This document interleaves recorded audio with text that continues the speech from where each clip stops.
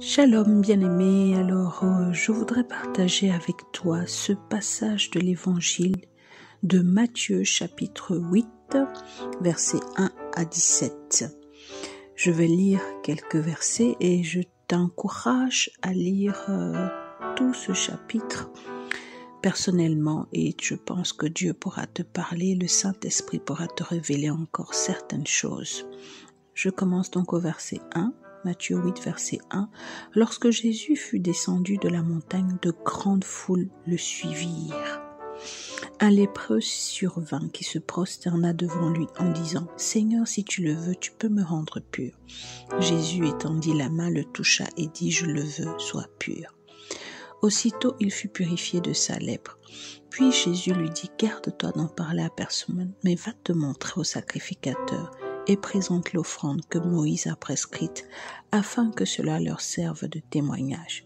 Comme Jésus était entré dans Capernaum, un centenier l'aborda et le supplia, disant « Seigneur, mon serviteur est couché à la maison, paralysé et violemment tourmenté. » Jésus lui dit « Moi, j'irai le guérir. » Le centenier répondit « Seigneur, je ne mérite pas que tu entres sous mon toit.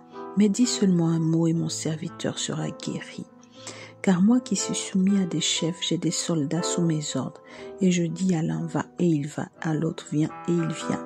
Et à mon serviteur fais cela et il le fait. » Après l'avoir entendu, Jésus, plein d'admiration, dit à ceux qui le suivaient « En vérité, je vous le dis, je n'ai trouvé chez personne, même en Israël, une si grande foi. » Or, je vous le déclare, plusieurs viendront de l'Orient et de l'Occident et se mettront à table avec Abraham, Isaac et Jacob dans le royaume des cieux. Mais les fils du royaume seront jetés dans les ténèbres du dehors. Il y aura des pleurs et des grincements de dents. Puis Jésus dit au centenier, « Va, qu'il te soit fait selon ta foi. » Et à l'heure même, le centenier fut guéri. Jésus se rendit ensuite à la maison de Pierre, dont il vit la belle-mère couchée avec la fièvre. Il toucha sa main et la fièvre la quitta. Puis elle se leva et se mit à le servir. Le soir venu, on lui amena plusieurs démoniaques. Il chassa les esprits par sa parole et guérit tous les malades. Ainsi s'accomplit la parole du prophète Ésaïe. Il a pris nos infirmités et s'est chargé de nos maladies. Alléluia. Matthieu 8, 1 à 17. Je voudrais revenir sur le verset 1. Lorsque Jésus fut descendu de la montagne, de grandes foules le suivirent. Alléluia. Et je voudrais ce matin méditer avec toi sur la montagne. Oui, la montagne. De quoi s'agit-il exactement? La montagne, en fait, peut être présentée comme un haut lieu, un endroit isolé, ou un exil, comme l'a fait l'apôtre Jean, là-bas sur l'île de Patmos. La montagne peut aussi être une retraite personnelle, un pèlerinage ou alors un temps mis à part pour être avec Dieu. Ça peut être un temps de recueillement. La montagne peut aussi être une épreuve, en tout cas, quelle que soit sa forme. Ce matin, je voudrais t'inviter à affronter la montagne, car elle est une bénédiction pour toi. Oui, nous voyons ici que lorsque Jésus fut descendu de la montagne, de grandes foules le suivirent.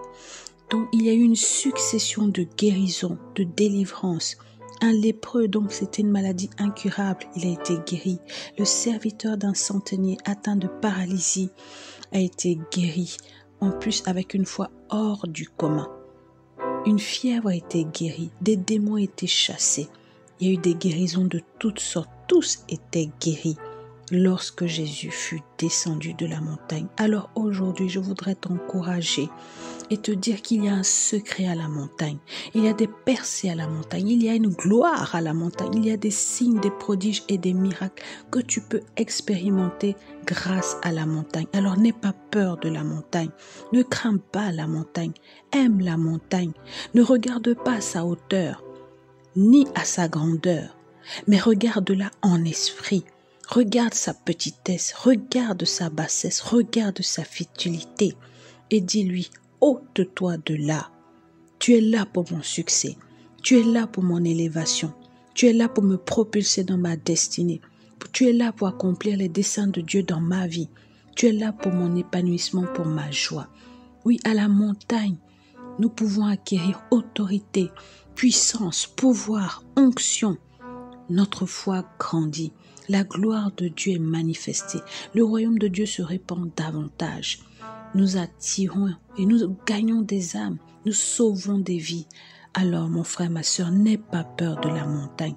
Affronte la montagne. Aime-la. Chéris la montagne. Car grâce à elle, des bénédictions surabondantes vont pleuvoir sur toi. Sois béni. Voici un petit encouragement pour toi aujourd'hui. Like, commente, partage, share avec quelqu'un et que Dieu te bénisse et qu'il se souvienne de toi. Amen.